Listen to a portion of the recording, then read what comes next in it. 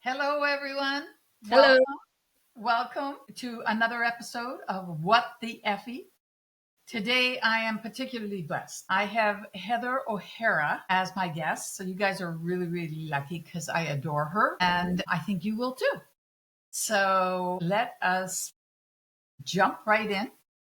First, I want to say thank you very, very much for being my guest. Thank you. I am honored and blessed to be here with you. Yeah, Well, I'm so it, excited. it goes This both is ways, awesome. girl. Yeah, So, I'm thank you. grateful to You're you. very, very, very much respected by me. So I love to be here. Thank you. Wouldn't it be funny if somebody says, "Well, you know what?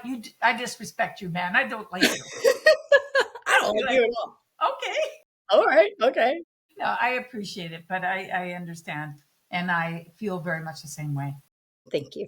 And our relationship is on the newer side, Hmm. as opposed to some that I've known for a number of years. Hmm. And I feel lucky. I feel Oh, lucky that I'm getting to know you. me So I too. wanted to say Absolutely. thank you for that too. Yeah. Yeah, definitely. So I like to spend a little bit of time getting to know Heather, the Okay. person, Okay. as in, where'd you start? Hmm. What was it like? So, if you don't mind, tell me a little bit about you as a kiddo. Okay. Yeah, when you were little, and I'm going to say under middle school. Okay. Talk to me about where you were and what the family structure was like and what your personality was. And did you have that crazy curly hair right from the get-go? Always. Yes. I had the totally ringlets. Yes. Love it. Right when I was born. Yeah. How nice. Well, tell me a little bit about yourself. Where were you? Did you have siblings? What kind of personality did you have? Tell me a bit about you. Okay. I'm an only child born in Opelika, Alabama, because my dad was in vet school at Auburn. So I was born there. We only stayed there for a little while, moved up to Maryland for like 2 years, and then to Jacksonville, Florida.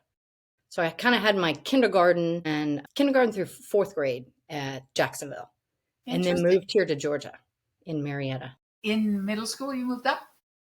Yes. Okay. I Okay. moved up in the fourth So grade. Yeah. A you were moving around a little bit little bit. and Yeah. you were an only child, but I suspect Hmm. you probably had some pets, huh? With your dad being a Oh my vet? gosh. Always have had dogs and cats. At one point, I think we had 10. It was like so much, overwhelming, but yeah. Yeah, we did. And Did your me, mother handle that? she was used to it, yeah. She was used to it, yeah. And right Good. now, I have 6, like, between myself and the kiddos, yeah. We have 3 dogs, 3 cats. Wow. Yeah. Wow. Okay. We wanna downgrade, but that'll happen naturally, so yeah. Yes, that does happen naturally, unfortunately. I lost my cat of 17 and a half Mm, years. I'm so sorry.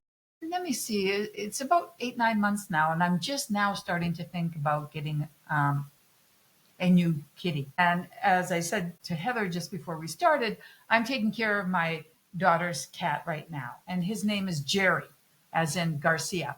And he's a very Oh, mellow cute. cat, and I'm happy to have him, although he stressed me. But, anyways, we won't get into that. Yeah. So I'm not a dog person, and my daughter and son-in-law have a dog too. And he is not a human person. He's like a No. stupid dog, like Yeah. really dumb. Yeah. And Uh-huh. I'm like, ah! So the two Right. of us, we're a mess. Collide. Yeah. We're a Doesn't work. mess. I We're get a it. mess. Mhm. So, but I do appreciate dogs. I just am not a dog person. I'm a cat person. Mhm. I get So it. Yeah. when you were in kindergarten, when you were in those early years, what were you like besides the curly? You must have been adorable. I was kinda cute. Yeah, I must say, yeah. Or at least people tell me that, so yeah. I was very independent. I'm an only child, no siblings. My mom's sister had 2 boys, but they lived up here in Georgia and we were in Florida.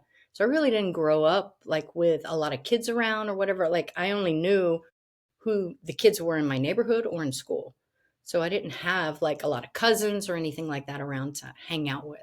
But I was always very independent. My dad, like I said, was a vet. And when he and my mom played tennis and they were on the Alta team, when they would go play tennis, like I'm 5, 6, I would go off in the corner and play with my toys and just take things apart, put it back together, and just entertain myself. My mom always told me I raised myself, but I don't believe How that. cute. So when you got into middle school, you were now in Georgia.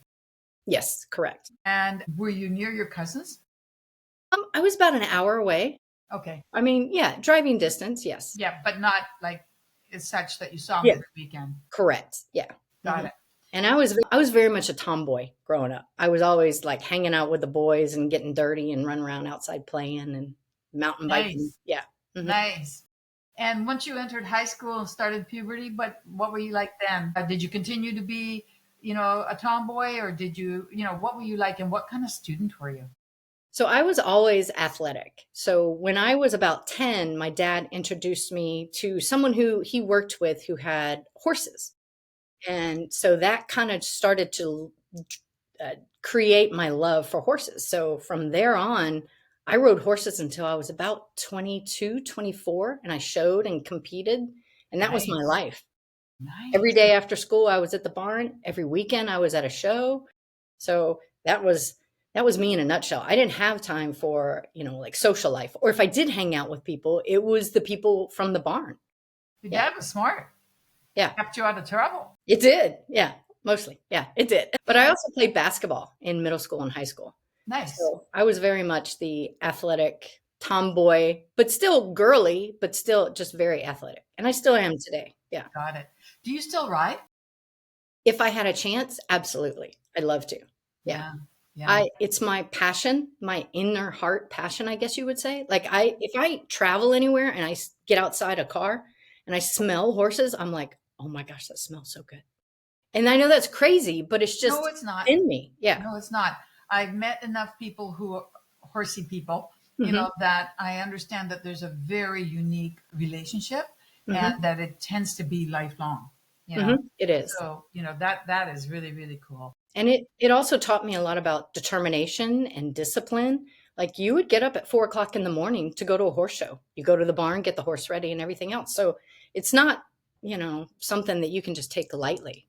Right. Yeah. It Yes. did teach me a lot at Yes. an early Yes. age. Yeah. I'm sure. What did you do after high school?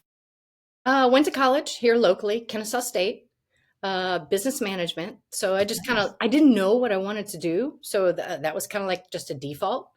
I was like, well, when you go to work, you need to learn how to do business. So that's what I did. And then kind of went into accounting. I started to work with my dad at his animal hospital. I did that really all through my life. Wait, your father had an animal hospital? Yes. Okay. So I apologize. Let me back up a little bit. So when we moved to Marietta, when I was 10, he opened up his own practice, veterinary office here. So I kind of grew up, working with the dogs, working in the kennels, helping out, bathing, grooming, etc. And then eventually started to work upstairs as a technician, maybe like, helping hold animals while they draw blood, things like that. And then moved to receptionist and then moved to office manager. So it's kind of like just a stair step. Nice. Yeah. The family business in a Yes, way. exactly. Yeah. Did There you was ever no way think of getting out about of it. going into vet school? I'm sorry, say again? Did you ever think about going into vet school? I did, but my dad said, if you're going to go for that many amount of years after like your regular 4-year college and then go for another 4 years, be a doctor. He was like, there's such a difference in going to vet school and being a doctor and what you're going to make financially later on. He's like, In there's the no favor comparison. of human doctors. Hmm. That's interesting. Yeah. I spent quite a long time, a decade, in Davis, California, and that's UC Davis. And UC Davis was, at least the time when I was there, the number one vet school in the country, and everything from large animals right down to pets. Hmm. And I heard so many times vets, people that were working with animals, that they're a lot easier and a lot better than humans.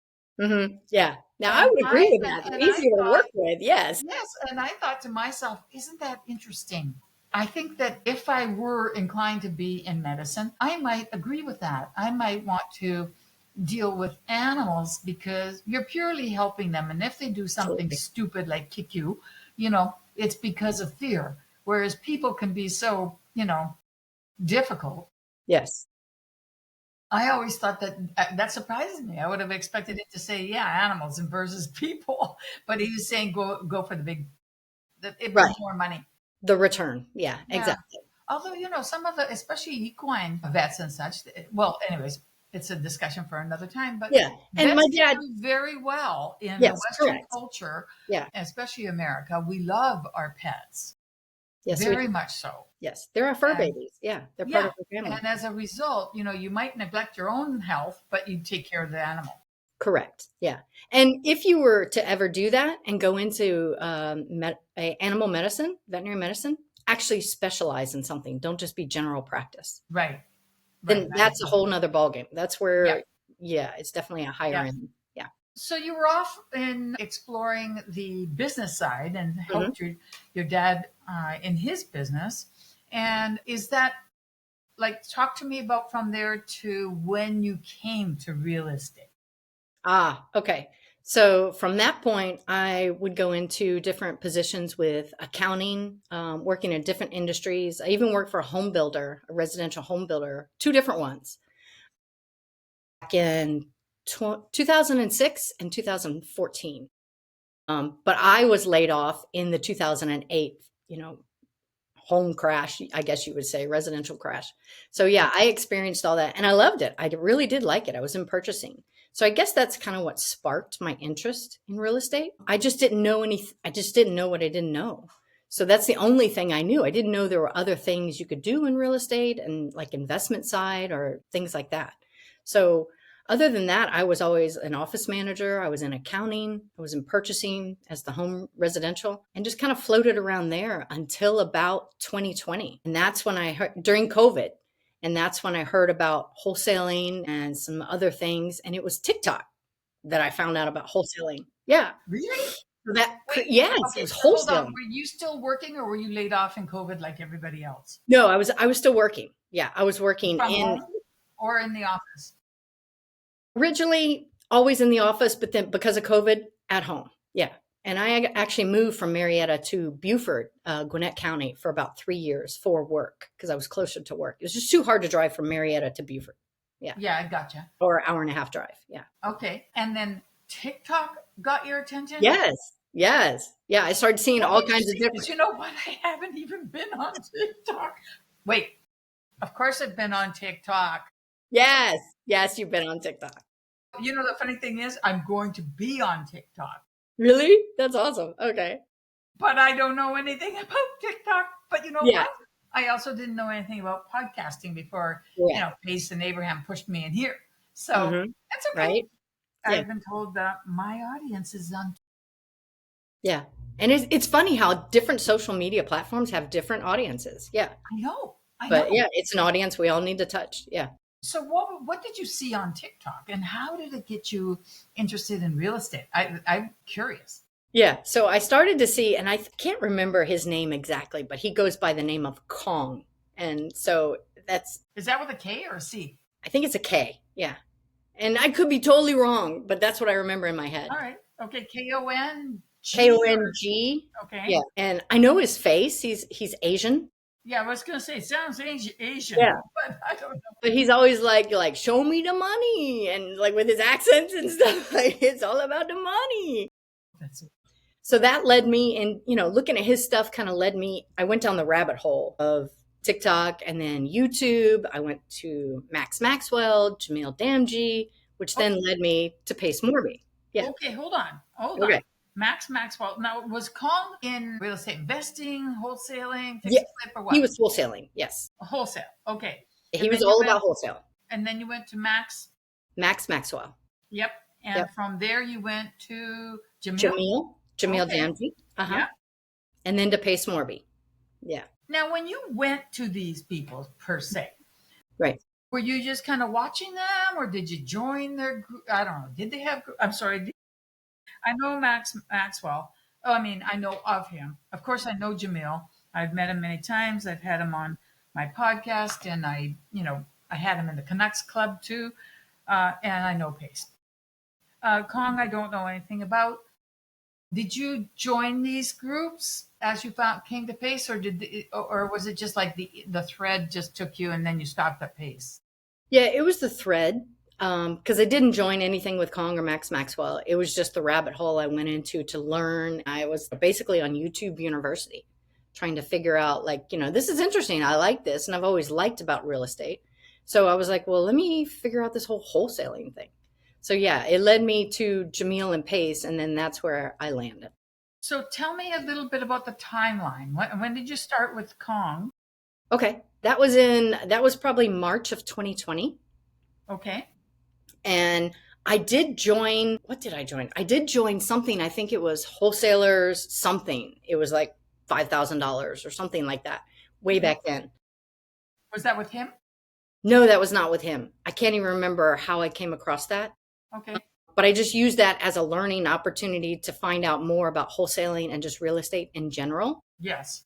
And in using that, it kind of got me more information. Therefore, I used that information when I came across Jamil and Pace.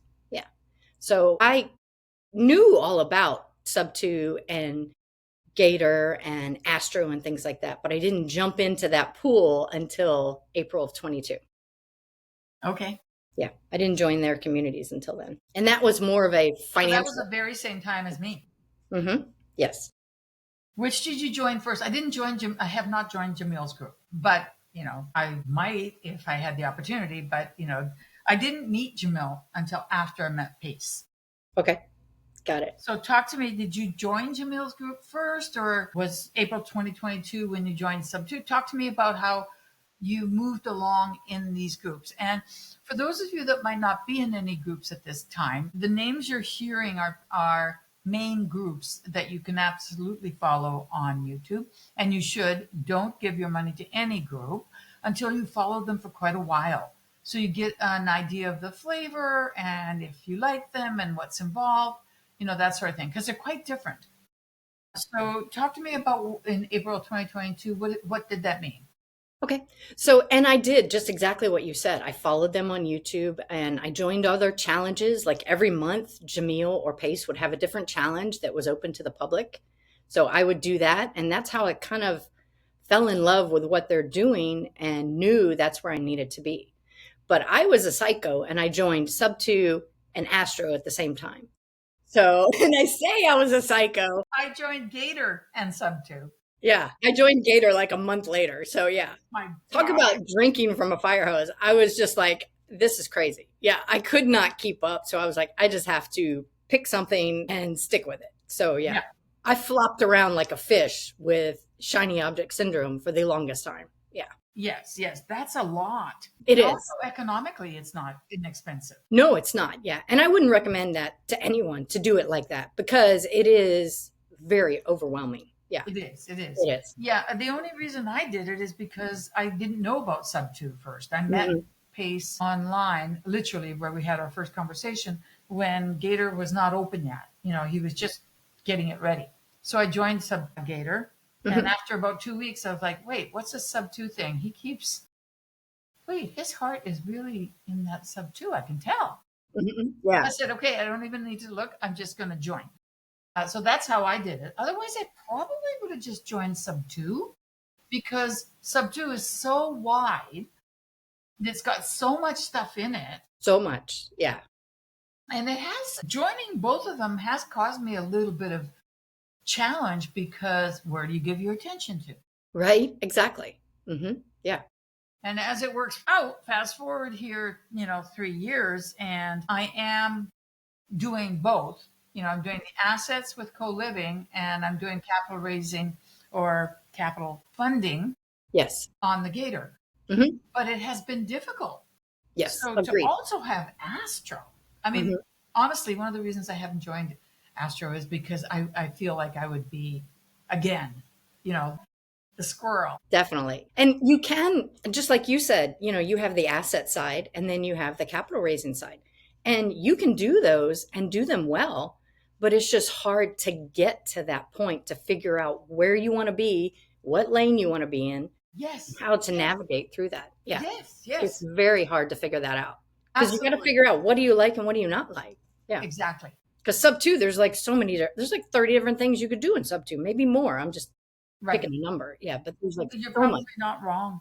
And also with Gator, there's so many different kinds of lending and transactions that are involved. But, you hit on something that I think people that are not in real estate yet or who have just joined, don't quite understand. And that is, people tell you, well, find out what you want and then stay in your lane and focus on that one thing. That's wonderful advice. Right. But the It's great challenge is, advice. what do you want? Correct. Yeah. And how do you find that out? Hmm. You do that by doing other things. And like when Exactly. you realize you don't like it, then you're like, okay, pivot. Let's go do this. Yeah. Let's go And do that something takes else. a lot of time. It does. It takes a lot of time. It might even be easier if somebody who knew about real estate and knew about you, knew you, were to say, okay, I'm going to give you a choice of three things and only look at those three things. Right? And Yes. you can come back and go through everything later. You'd Hmm. probably be further along, because you still want to make a choice. But oh my God, you're right. It takes so much time Yeah, it does. to decide what you don't like Hmm. so that you can get to what you do like. Right. And then also during that time, you're thinking, well, I don't like this lane I chose. So now I think you feel like you just wasted all this time.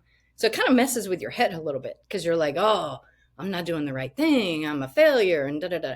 So you do have to kind of like twist, switch your mind and be like, no, it's just a learning opportunity. Like you Exactly. have to shift and be like, I needed to learn that I don't like that so that I can go find what I want to do and what I need to do. Yeah. A hundred Where I need percent. to be. Yeah. 100%. When Pace came out with the Avatar series, I Mm-hmm. thought that he really served us well Mm-hmm. because by thinking, what is the avatar of a bird dog or of a buyer or of a lender, whatever? Like, what does that personality look like? It helped us to focus on ourselves. Yes. And, therefore we kind of were able to, get a little bit more focused. Yeah. I thought that was a good series. That did Mm-hmm. help me for sure. Yeah. So, and in Astro, tell people who might not know what Jamil does, what Astro is about.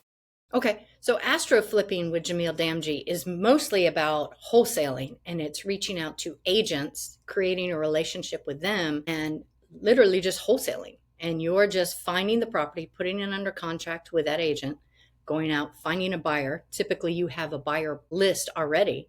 So when you're looking at those properties with those agents, you already have a buyer in mind that fits this criteria for this property. So it's literally just wholesaling. That's all. Okay. Yeah. And it's both ends, the Yes. Correct. acquisition and the dispo. Yes. Correct. It is. Now, doing it directly with agents means that it's all on market. Is that correct? Correct. Either that or when you develop the relationship with that agent, they bring you off market properties Pocket after listing. you have nurtured that relationship. Right. Is it sizable?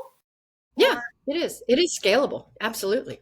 all right, that's interesting. Because I know some people who I met in Astro who are doing very well. Yeah. Nice, nice. So once you kind of got your footing, and what did you decide? Okay, this is my lane. Yeah. So, yeah, I obviously was in wholesaling for a while. And even though I can hustle, it just like things just never came together and never connected. Like, I never felt like I was at home. Like, this is where I need to be. Even though it's doable, I can do it. But it just, for some reason, it just didn't feel 100% like me. So then I was like, okay, well, in the sub two part of that, obviously I wanted to do the asset side, the co living. So I started to learn more about co living, pad split, things like that. And in that, I also started to learn about capital raising, Nice. helping borrowers and PMLs. I'm a connector, so helping borrowers and PMLs come together so they can fund projects. The PML makes money, the borrower has a project, he finds funding for that, he makes money on it, everybody's happy. So it's like little by little, all the pieces have started to come together, but it was definitely during the Yes, whole yes, process. Yeah. yes. It's funny when you hear all these people, they do one deal and then I'm like, yeah, that wasn't me. I was like, that wasn't me. No, it's like the clouds opened up and they knew exactly where they needed to be. No, Yeah, yeah. I was like a ping pong And ball. also Yeah. the other thing is that we have people who come into any community, and for some reason they just get fortunate and Yeah. they get a Uh-huh. deal like within the first, Right. like even 4 months, 5 months, 6 months. Yes. Huh? and the same thing, right? Yeah. The shine and the Yes, glory and the, exactly. although some of them really hit the cement pretty hard when they find out the second one doesn't come for a year. No, it doesn't. Yes, correct. And for those of you that are new, really, that is the rarity. And That I is wish that in some ways they weren't allowed to post as much, or they had to do a follow up in, 4 or correct. 5 months and see, has Hmm. anything else come in? Yeah, Because the reality is that it's a very long haul and it's a lot of work. But if you love real estate, it's not the same as doing whatever else you're doing that you don't enjoy. But economically speaking, it's difficult to count on coming in. First, it costs you money to join the mentorships. What did Astro cost? it was about the same as sub two back then. It was like 7,900, so right under eight. Okay, okay. Yeah, that was the same for me now, back then too, but it's considerably more now Yeah, for everyone. And so you need the funds to come in, which is one thing. You need the time to be able to, because let's say you have a really high paying W 2. Just being able to get in the community does not mean that you're going to have good success. It takes time. At least for me, it did. Did you find the same thing that it yeah, was? Yeah, absolutely. yeah, Yeah, because you have to put in the work. You can't just join and be like check and wait for things to come to you. Yeah, right. it just doesn't And work it that way. takes time. It takes a lot of time. Yeah. So, how long were you doing wholesale, and were you doing it as a team? I want to know if you were in a team, Yes. and how long you did it for before you're like, yeah, not my cup of tea. Yeah. So I did wholesaling for a good while. I would say probably maybe a year and a half, 2 years as a lone wolf. I was not on a team. Wow. So that was the problem. Yeah, that was the main issue is because you hear everything, everybody in the community, you hear all the stuff, we're doing all the Zooms, you're like, I know how to do this. But yeah, it doesn't come together like it should with a team as quickly as it should. Yeah. Yeah, and it's more lonely. Yeah, it is. Absolutely, it is. Yeah. I mean, I had my community, my local community. I had my people online that I would talk with, and hey, I have this deal. Do you want it? Da da da da. Does it fit your buy box? Et cetera, et cetera. So you are not alone, but you're definitely not on a team to where you're getting to an end goal. Yeah. Right, right. Hmm. And I found one of the things that helped me, and one of the values I have to bring to people is accountability Hmm. partners. So Someone true. who you talk to and you say, "Oh shit, this is what I did and it fell through," or whatever, or "I've got this and I don't know how to approach it," and where you're connecting often enough that they're, holding you accountable and letting you know you can do this, or wait a minute, what are you doing? Like to help you not be alone in that aspect. Where I think like a second set of eyes, or even a third, a team makes it easier. Absolutely. Yeah, 1,000%. Yeah. for sure. For sure. That's a long time to be sticking with it. Good for you. Thank you. I was in no way interested in wholesaling. But although I could have done it if I'd chosen to, if I had Yeah. chosen to, and I used to have sales careers in the past because I'm so old. But um, Yeah. I didn't see it as really being what I wanted to do. And I did interview a lot of wholesalers to find Hmm. out just how hard it is and how many of them end up not making much money at all because you have expense. You have, besides the mentorships, you've got lists and CRMs and all these softwares that are required, skip tracing, blah, blah, blah. I'm like, wait a minute. Oh, that's a lot. Okay, so how much do you make? And they're like, that's the problem. And I'm like, so I had interviewed enough to know that it isn't quite, it didn't have anything that I really wanted. Hmm. Unlike co-living, of course, and I have been attracted to the lending and capital raising. So we have that in common, that both of us have those interests for sure. Now, you are currently doing this as a connector, and Yes. I'd like to talk a little bit about that because I think that, especially for connectors, but for anyone in real estate, I'd say that one of the most important things is to understand and value the people part, that this is a people industry. Absolutely. And you need to know, what's Heather into? What is she doing? What has she done? Who does she know? How can I help her? How can she help me? It's all about networking and building long-term relationships. Yes. So, how did you decide that you want to be a connector, and what does that part look like for you? I'm naturally a people person, meaning I like to talk to people, I like to connect with people. And then it just came naturally for me to know when I talk with people and they give me their situation of what they need, I'm like, I know a guy. I know who that is. I know who could help you. So connecting, A to B person, person A to person B, it just came natural for me. And I like to help people. I am a natural helper. So that's serving people, helping other people. It just kind of was a no brainer to me. Nice. Yeah. Now, how do you keep track of everybody? I put a lot of emojis in my phone. Like, so I do the sub two and I do the gator in, for my phone, for example, and I have emojis for buyers. So when I go into my phone, I could put in an emoji and like 30 people will pop up. And then I also put in, where they're from, things like that. So I could, let's say someone comes to me and says, hey, I need a lender for this. I can go into my phone and go, put in keywords and these people pop up. But I also have spreadsheets and things like that. Yeah. So you use your phone more than anything. I do. Yes. Yeah. Very nice. Very nice. Yeah. I have also used my phone, but recently I finally got Monday and Go High Level. And so I'm actually forcing myself to get those contacts in the systems Yes. and actually be able to do it even more so. Mm-hmm. I didn't think of emojis. I should use them. Instead, I put like sub to Heather O'Hara, right? Yes. In your case, I would be putting sub to Gator Astro. So by the time your name shows up, it's off the screen. It's off the screen there.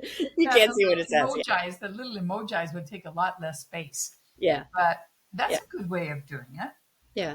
And I have recently added a CRM, or not a CRM, but yeah, a CRM. Yeah, I've recently added. I still in the playing section to figure out what, learning about it, how to maneuver inside it and things like that. So what did you go with?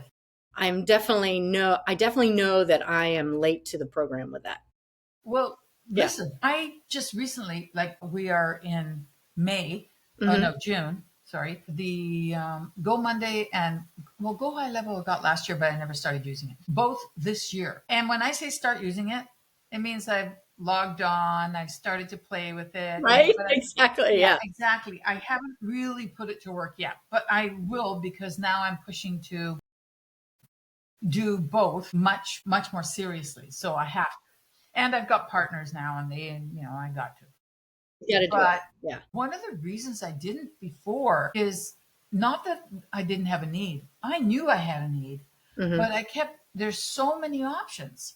Yes. And I kept asking everybody, Right. what do you use? Oh, we use Slack. What do you use? Oh, we use this, we use that. And I'm like, oh, how do I know which one is best for me? Correct. Because, Yeah. I don't want to use the last thing you want to do with software is to start, I'll try it. And then you start putting everything in and then you're like, oh, frick, it doesn't work for me. And then you have to go to another one and another one. I was You gotta put all this stuff back in there. I was trying to figure it out before I actually got it. And it took that long to say, wait, Go High Level. I have heard Go High Level, Go High Level, Go High Level so many times. And on Monday, as the front end, that I now got it. But at the beginning, it was a little bit daunting to figure out what people use and if they have regrets. Because once you get going on it, you're kind of stuck. Yeah. Whereas your phone is yours. No one's going to be able to take that data away from you. So, and spreadsheets, they're your own. And you know what? There are a lot of people like Abraham really loves spreadsheets. Yeah. I use spreadsheets. Absolutely. Yeah. Yeah. Yeah. So, and I do have, all my lenders, all my buyers and stuff like that on there on spreadsheets. It's a little bit harder to navigate. Like when you're looking for someone who fits that criteria to find that. Yeah. Yeah.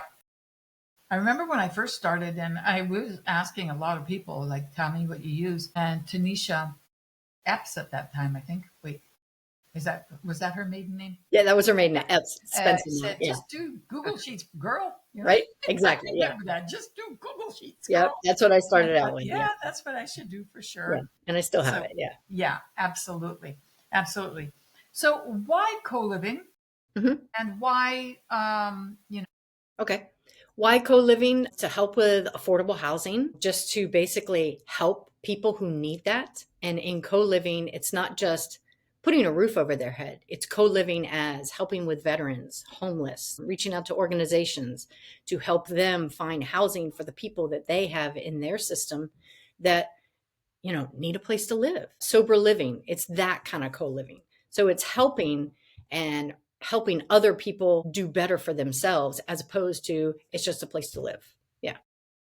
well, that's interesting because I feel co-living is never really just a place to live, no matter what level True. you're But in. yeah, yeah. But there are some operators that they do that. Yeah. Yeah, yeah, that's They're true. like, here's the house, have at it. Yeah. Yeah, yeah, I get you. I get you. They're very hands off. Yeah. I hear you. Hmm. So, excuse me. Should I have water? I usually have water. My apologies. It's okay, no So, problem. with the groups that you're talking about, is there one that you're thinking of focusing on more than another? Talk to me about what your steps are. I know. Do you have a co-living place yet? Not yet. I'm looking for my first. And actually, I will put this out there. My goal is to have 3 by the end of this year. Yeah. And I know, right? And I'm late to the game because I was like, I want one every quarter, but I didn't satisfy that the first quarter. So here we It's are, okay. It second might quarter. be a portfolio of three for all Right. you You know. never know. Yeah, absolutely. And recently in my head, I've been thinking, okay, 10 by the end of next year. Nice. And I have learned about sober living recently. And I'm like, okay, that's where I'm going to focus. So I'm going to have the regular co-living pad split on one side and sober living over here. Very So they're nice. both co-living, but one is definitely helping with a need. And the reason I kind of resonated with that is my late husband had a son and he had a drug and alcohol problem. And so he passed away in his 30s because of that. Yeah. He was not So your son. no, he was not. Yeah, because you said his son. Yeah. He lived with us for Wow. a while because of that. Yeah. And then yeah, it That's was it was really, very really challenging.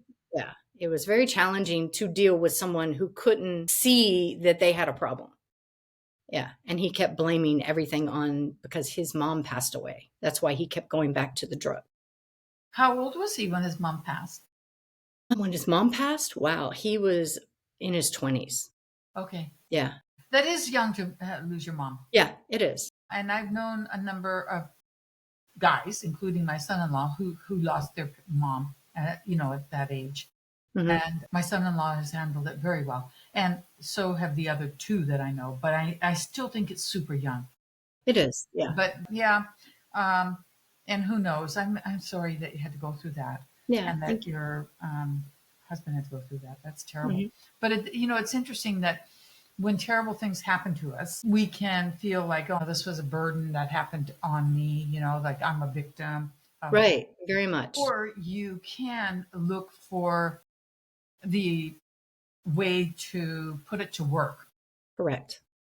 Yes. So I'm really happy for you that that's Mhm. the effect that it's having is Yeah. that it's giving you the empathy and the understanding to say, okay, I know I'm going to do really well in real estate, and yes, I'll have the regular pad splits, but I want to also have a place for for Mhm. people who need help to become sober to have a second chance. Right. Yeah, Yeah. absolutely. Yeah. Because yeah, within that they told me like you need to have a bigger why. You need to be connected in some way. And me emotionally, like the way I was brought up, that wasn't me. I wasn't exposed to that. That wasn't my life. So there wasn't the connection there. But I was like, wait a minute, hold on. What about Tim? Hold on, wait a second. Like it was so long ago, it like didn't connect until I started to dig deeper, like, how am I connected to this? What will be my bigger why? Yeah. Yeah. Yeah. Yeah. It is interesting what's happening in housing and the need for co-living, and I'm glad that we're both drawn to it. Absolutely. So talk about the capital raising, Hmm. why that, and how it fits into your goals. Okay. All right. How it fits into my goals is I was going to use capital raising as a way for me to make capital, make money so that then I could deploy that into co-living. Nice. So that was my thought process. Yeah. And then when I learned that I am a natural connector, I was like, okay, well, yeah, this kind of feels like the place I need to be. So that's where I've been nurturing and learning more and trying to just do more, help the community in that place. Yeah. Good. Um, Talk about the mechanics of being a connector. Hmm. How do you go about putting people together? You've already talked about, the fact that you reach out and that you are a people person. How do you, like, what's exactly involved and how do you protect yourself? And, Hmm. knowing that one person is here and another one is there, that's good. That's very good. But how do you put them together and where do you fit in that? Okay. So let's say a borrower comes to me and has a flip and it needs to be, let's say he says it's in Georgia. And I'm like, okay. So then I go to my list of PMLs. I have some people who only like to lend on flips, fix and flips. I have some that will lend on anything as long as the numbers make sense. So when someone comes to me with a, let's say, an STR, an Airbnb that they want to raise money for, I know I can't go to my PML who likes to do flips. Like that's not in their lending box. Like it just doesn't match. So depending on what the borrower is doing, what his project is, helps me know which PML am I going to go to where that satisfies what they're looking for. And that's not only the project, but it's also the interest rate, the return that they're expecting that they want.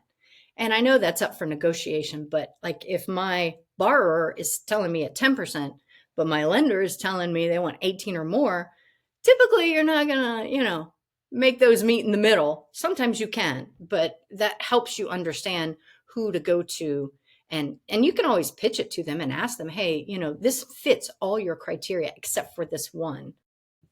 Is this still something that you might be interested in or no? And they can just give me the answer and I'm like, okay, cool, I'm good with that. All right. Okay. Yeah. Because you So never want to put someone in the position where it just not the right fit for them. Like it no, just no. doesn't make sense. Yeah. Whether you are the fix and flipper or the lender, again, they too should know better than to get into something that isn't Correct. right for them. It has to be right. Right.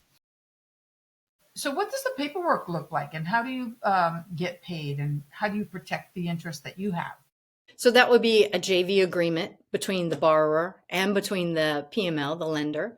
And then they come together. And obviously, we would use a TC, a transaction coordinator, to make sure that everything is on the up and up. And we have Zoom calls, we have phone calls, make sure everything is on the timeline that needs to be, that everything is satisfying what we said, follow through with what you say you're going to do. So yeah, that's about it. Promissory note. Yeah, obviously for the lender, promissory note, deed of trust, And the personal position guarantee, of but lending, yeah, that they yeah, want, right? right. Awesome, awesome. Where do you think that? Well, let me ask this: how Mhm. can our viewers reach out to you? Where can they find you?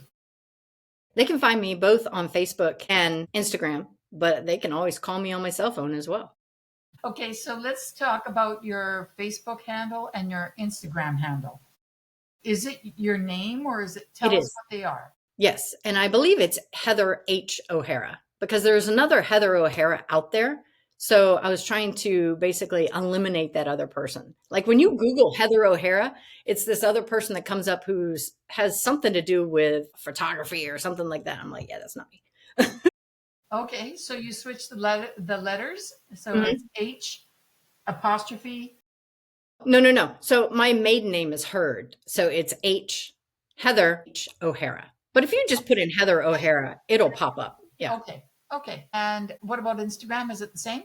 Yes, exactly the same. I All tried to right. make those uniform like Pace taught us at Yeah. the So first squad up. Heather Yeah, H. O'Hara. correct. Yeah. Okay, I'm glad you said that. I misunderstood.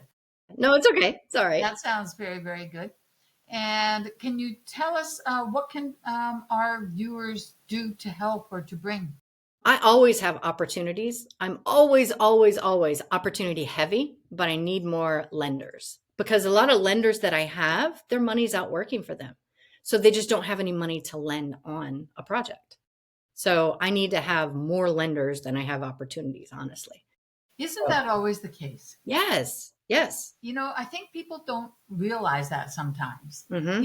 That like Pace used to say, "Oh, look in the chat." For every single one of those people, I know, at right? that time it was $64,000, and I was like, Yeah. "Really? Huh? Okay, maybe it is for me, but what about that person and that person?" Yeah. And then you'd see a Uh-huh. whale, right? And you go, "Oh, I guess he's averaging." But you know what? When a lender has their money out, it's out. It's on the Yeah. street. It's out. You can't do So anything about it. Yeah. it's zero, the same as the person who Correct. doesn't have anything at all, Yeah. for as long as it takes to come back. And then it usually isn't back for too long. Correct. And a lot of times it doesn't come back on time recently That's the other thing. in the market these days. A lot of times it's late for whatever reason. Doesn't matter about what the reason is, but a lot of times it's just late. So they say, hey, I could have K in a month. That's typically going to be another 2 months. So yeah, it just takes follow up to follow up with that person to say, hey, how's that coming? Can I reach out to you within the next couple of weeks? What's your estimated timeline? Right. So yeah, it is work trying to figure out, talking with them, going It back is. and And forth. then the moment they have it, that opportunity, you're Right? not the only one who's trying to You're not the only one. funds. So Absolutely. Yeah. yeah, it is interesting to say the least, for Yeah. sure. Have you ever explored fractional or any Yes. of that? Yeah. I love fractional. Yes. Yeah. Do you do it? I started, so when I first heard about it was with Alexis and then also Pace. So I did set up an account with Fractional, my community, but then I kind of got busy with something else and then I just didn't follow through. So I need to go back to that because now it's like huge. Yes. Yeah. And they're starting to have competitors. There was a company I saw across my feed that I said, wait, that's like fractional. And I should have written it down. Wow. But Okay. I haven't yeah, seen that. Yeah. yeah, Oh, I know. Yeah. You find something that works. That's an amazing idea. we're going to Go take copy some paste. idea. Yeah. And for those of you who might not know, Fractional is a company that, and what's Stella's last name? Han. Han. Okay. And Stella Han is at the helm, right? Yes, she is. And she's sub too. Yeah. Yes. She's in the Which is community. awesome. And what they do is they basically will, once you join their group, they will put you in another group, or a subgroup that you choose, and you can invest. What's the minimum? I think it's only like 5,000. Yes. Yeah. And it also depends on the community that you're in, depending on that investor Oh, okay. Okay. who's So, leading that community. They yeah. they determine what that minimum is. But yeah, the minimum with fractional is 5K. Okay. And that means that you can put your 5K to work and you can see how lending works because it's all pretty active. I haven't done it myself yet. I'd like to do it for the exercise at least. Yes, exactly. And you basically are in with another group and you guys vote on what you're going to invest in and you see all the paperwork and you see how it's going and you decide everything. What return you want, how long it's going to be out for, all sorts of things. And I think it's a fantastic way of getting started. Yeah, I do too. Yeah. Yeah, It's awesome. definitely a good way to dip your toe in if you don't want to jump all in head first. Yeah. Have Yeah. you looked at the aspect of how does it work on the borrowing side? Sorry. Don't hey, you didn't have to say which sound that was coming through. Could have been mine, except that I did say I'm not a dog person, but that's beside the You point. did. That's right. Yeah. I'm curious to know with fractional because I haven't signed up yet. Hmm. If you wanted to raise money for a fix and flip, someone you've done a number of deals with them, you really like them, you think they're great, they've given good communication, they've got the money back always on time. Can you go to fractional and to Stella and say, "Hey, I'm looking for 75,000. Is there a group that would be interested, or do you have to start your own group?" That's a good question. I'm not exactly sure, but I would think you would have to start your own group. But that is a great question. I don't know Yeah, the answer exactly. I'm kind of interested in thinking about it Yeah. as from the borrower side, Right. or like the connector side. How do you tap into that? Yeah. So in my head, I would think that in my community that I create, as borrowers come, then I put that out to everyone who's involved in that community and they can vote on it. Yes, we like it. No, we don't. Got it. Yes, that makes sense. That makes sense. Anyhow, it's very interesting to say the Yeah, least. absolutely. Okay, guys, so if you have deals or if you have capital and you'd like to invest, make sure that you remember it's Heather H. O'Hara, both on Facebook and IG. I love this lady. I think she's Oh, thanks, awesome. Jeffy. And she can help you probably both ways. Whether you are someone in, do you work just in Georgia, Heather? No, anywhere, Anywhere. Okay. All anywhere, right. Awesome. anywhere in the United States. Yeah. And let me add something to that. I'm also not just a connector, but I'm also a private money broker. So I work with preferred lenders who offer DSCR loans, bridge loans for fix and flips, Nice. ground up construction, and all the higher assets, the more expensive assets. We have one lender that starts at 50 million. So we go from little single family to the big old huge things, self-storage Wow. units, and we have family offices, we have hedge funds, we have private debt funds. So yeah, My gosh. Okay. yeah, I'm glad you fit that in. I didn't realize that because I'm thinking, from my own perspective, fix and flip single family, maybe up to 4 units because that's still considered, residential and co-living. I just look at those other stuff and I think, yeah, not yet. yeah, So I hadn't realized that. That's awesome. yeah. And what a lot of people, thank you, what a lot of people don't realize is when they're jumping from one asset class to another is they don't understand that when hard money lenders look at that for funding, they want you to have experience in that asset class. So you can't go from single family to a ground up construction like boom, like I did 2 flips, so I'm good. Now let's go do a multifamily, you know, 500 unit ground up construction. They're going to look at you like, no, you don't know what you're doing yet. So go find someone with experience, partner with them, bring them in. You got to have the FICO score. You have to have liquidity in reserves, cash and reserves for, let's say 20% of the rehab project. Nice. And go find someone with experience, partner with them. And that's how you get your foot in the door. Once you get one, then you're golden. You're good. That's awesome. Yeah. That's awesome.